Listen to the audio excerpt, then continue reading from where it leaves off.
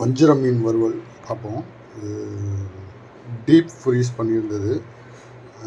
வஞ்சிர மீன் ஸ்லைசஸாக பெரிய மீன் ஒரு 12-13 கிலோவுக்கு மேலே இருந்த மீனில் பகுதியை ஸ்லைஸ் பண்ணி தோலை எடுத்துகிட்டு முள் எடுத்துகிட்டு வாங்கினது. இதில் கொஞ்சம் தேங்காய், கொஞ்சம் சோம்பு, ஒரு பெரிய பல் ஒரு பூண்டு, கொஞ்சோண்டு இஞ்சி பூண்டும் வாசத்துக்காக அசிஷுவல் நம்ம ஏற்கனவே மீன் வறுவலில் சொல்லியிருக்கோம். இதை அரைச்சி சேர்த்துட்டு கொஞ்சம் இந்த முறை வெங்காயம், சின்ன வெங்காயம் 10 வெங்காயத்தை லைட்டாக மிக்சிலேயே ஊற்றி பேஸ்ட்டாக இல்லாமல் நைஸாக கட் பண்ண மாதிரி அடித்து போட்டுட்டு லெமனை போட்டுட்டு மிளகாத்தூள் போட்டுட்டு ஃப்ரை பண்ண போகிறோம். பார்ப்போம். குழம்பு மிளகாத்தூள், மஞ்சத்தூள், அந்த தேங்காய், அந்த அரைவை எல்லாத்தையும் போட்டு மிக்ஸ் பண்ணி வச்சாச்சு. மசாலா கொஞ்சம் நிறைய இருக்கும். தேங்காயும் வெங்காயம் சேர்ந்து நிறைய இருக்கும். இது மீனை வறுக்கும்போது மீன் மட்டும் இல்லாமல் கொஞ்சம் நல்லா கருகின மசாலா கொஞ்சம் கிடைக்கும். அது ரசம் ஊற்றி சாப்பிட்றதுக்கு, மோர் சாதத்துக்குலாம் ரொம்ப நல்லாயிருக்கும் அந்த மசாலா. அதுக்காக தான் இந்த சின்ன வெங்காயம், தேங்காய் சேர்க்குறது. டேஸ்ட்டும் மீனோட டேஸ்ட்டுமே ரொம்ப நல்லாயிருக்கும். இந்த மசாலாவுக்கு மீன் ரொம்ப நேரம் ஊறணும்லாம் அவசியம் இல்லை. ஒன்று ரெண்டாவது மிக்ஸ் பண்ணிவிட்டு உடனே கூட தோசைக்கல்லில் போட்டு எடுக்கலாம்.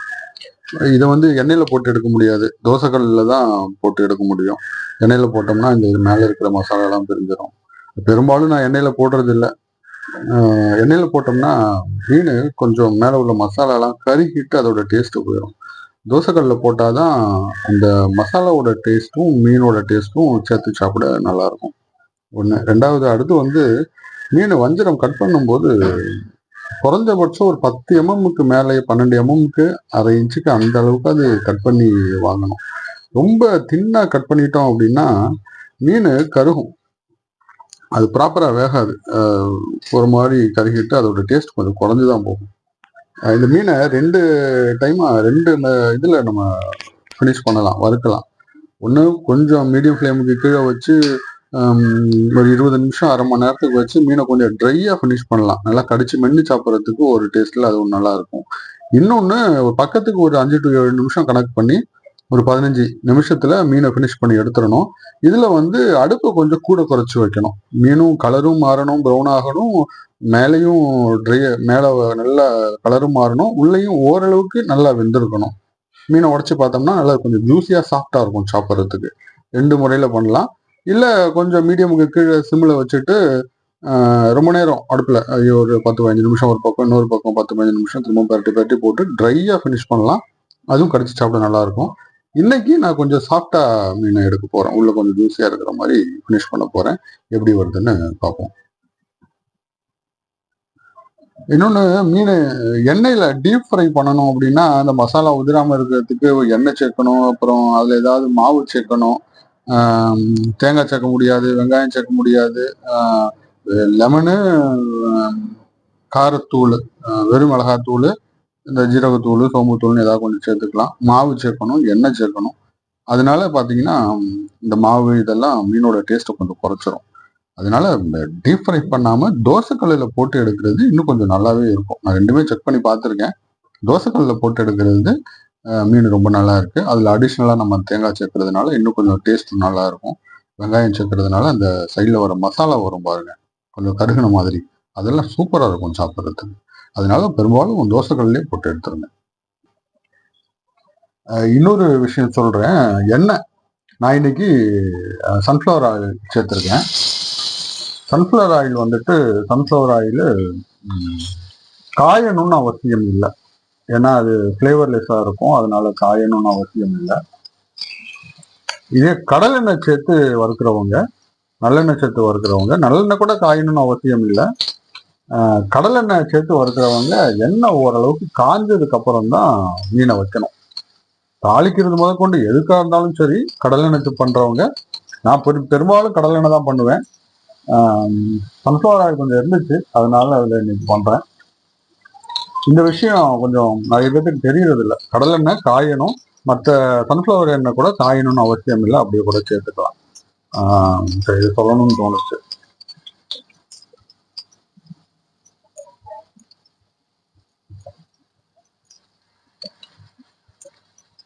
ஒரு 3 பீஸ் இருக்கு, நெருக்கி வச்சிரும், ஒரே இதில் முடிச்சிடும்.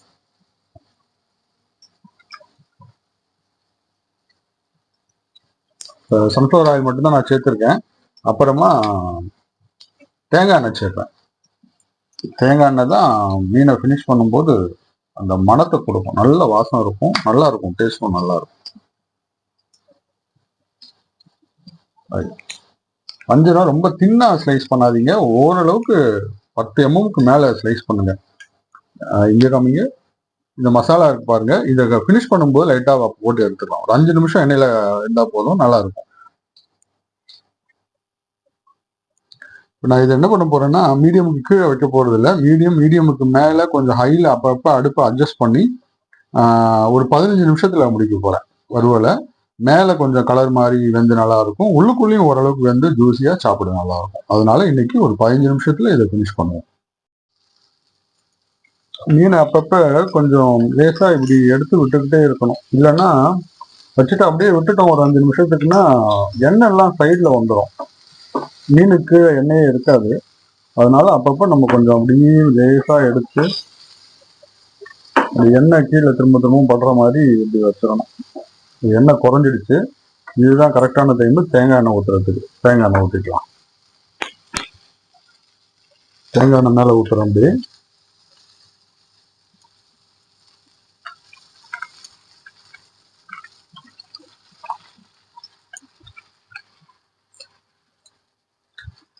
தேங்காய் எண்ணெய் ஃப்ளேவர் நல்லா கொடுக்கும். இது சமைக்கும் போதே ஆட் பண்ணலாம். ஆலிவ் ஆயில் மாதிரி தேங்காய் எண்ணெய் நல்லெண்ணெய்லாம் சமைக்கும் போதே நம்ம ஆட் பண்ணலாம், நல்லா இருக்கும்.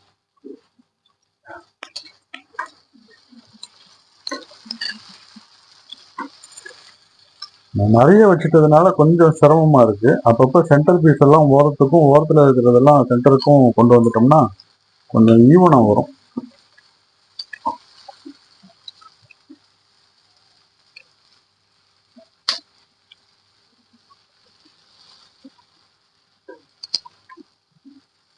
ரைட், பார்ப்போம். அடுப்பு மீடியமுக்கு கொஞ்சம் மேலதான் வச்சிருந்தேன். கரெக்டா 7 நிமிஷம் தான். கீழே பாருங்க, கொஞ்சம் ஆக்சுவலா கருகின மாதிரி இருக்கும், ஆனா அது கருகாது, ஓரளவுக்கு கீழ்பக்கம் வந்துருக்கும். இப்போ மீடியம் அதே இதில் வச்சு திருப்பி போட்டுட்டேன். இன்னொரு ஒரு 5 to 7 நிமிஷம் அவ்வளவுதான், முடிஞ்சிடும். அதுக்கப்புறம் லைட்டா 2 பேரட்டு பேரட்டி விட்டுட்டு இந்த கருகினது போனது வந்ததெல்லாம் உடஞ்சி கீழே விழும், ஈவனா கலர் மாறும், பண்ணிட்டு எடுத்துடலாம். கரெக்டா ஒரு 15 நிமிஷத்துல மீன் வறுவல் உங்களுக்கு முடிஞ்சிடும். ரைட்டு, 15 நிமிஷத்துக்கிட்ட ஆச்சு. அடுப்பை சிம் பண்ணிட்டேன். பின்னாடி பார்த்தீங்கன்னா தெரியும், ஓரளவுக்கு எண்ணெயும் ட்ரை ஆயிடுச்சு. இந்த எண்ணெய் ரொம்ப ஊற்ற வேண்டாம், ஓரளவுக்கு ஊற்றினாலே போதும். சன்ஃப்ளவரில் பாதி, தேங்காய் எண்ணெயில் பாதி. மேலே கருகின மாதிரி இருக்கும், ஆக்சுவலாக அது கறியே இருக்காது, நல்லா இருக்கும். ரைட், அந்த மசாலா கருகின மசாலாலாம் அருமையாக இருக்கும். இன்னும் கொஞ்சம் மசாலா இருக்கு, அதையும் சேர்ப்போம். இப்போ என்ன பண்ணலாம்னா, இதை அப்படியே எடுத்துடலாம். இல்லை இது இந்த மாதிரி 2-3 முறை பிரட்டி விட்டோம்னா அது கருகி இருக்கிறது விழுகுதுன்னா கீழே தனியாக விழுந்துடும். சாப்பிடும்போது அது கருகி இருக்கிறதுலாம் கீழே விழுந்துடுச்சுன்னா அது நல்லா இருக்கும் சாப்பிட. காஞ்ச மசாலா அதெல்லாம் கீழே விழுந்துடும். ஒரு சின்ன பீஸ் எடுத்து டேஸ்ட் பார்த்தோம், உப்பு கரெக்டா இருக்கு, அதனால நம்ம எதுவும் போட தேவையில்லை. பாருங்க, எண்ணெயே இருக்காது, கரெக்டா இருக்கும். முடிஞ்சிச்சு. இப்போ அப்படியே எடுத்துடலாம். இதை எடுத்துட்டு இந்த மசாலாவை மட்டும் கொஞ்சம் தேங்காய் எண்ணெய் ஊற்றி போட்டுருவோம். கொஞ்சம் தேங்காய் எண்ணெய்,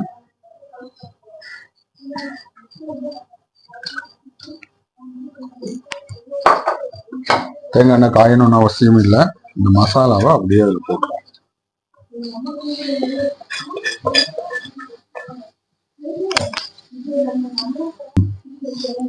ஒரு கொத்து கருவேப்பிலை,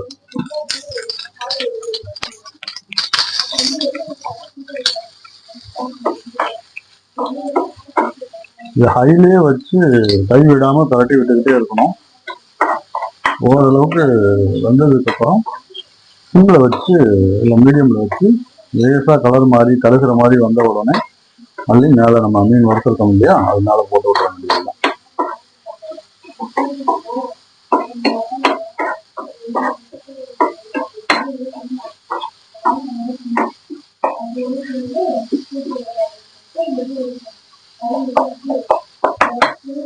ஒரு 5 நிமிஷத்துல இதை ஃபினிஷ் பண்ணிட்டு காமிக்கிறேன். எண்ணெய் பத்தாது, இன்னும் கொஞ்சம் எண்ணெய் ஊற்றிக்கலாம்.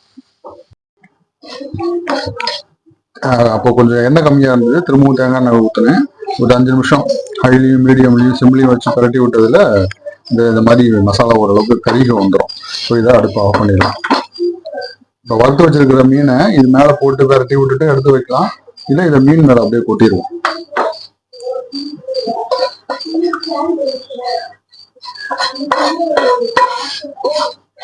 இல்ல இந்த தேங்காய் எண்ணெய் ஒண்ணு, ரெண்டாவது இந்த மசாலா அதுல இருக்கிற பொருள்கள். இந்த மசாலா வறுக்கும் போது பாத்தீங்கன்னா அப்படி ஒரு மனம் வரும்,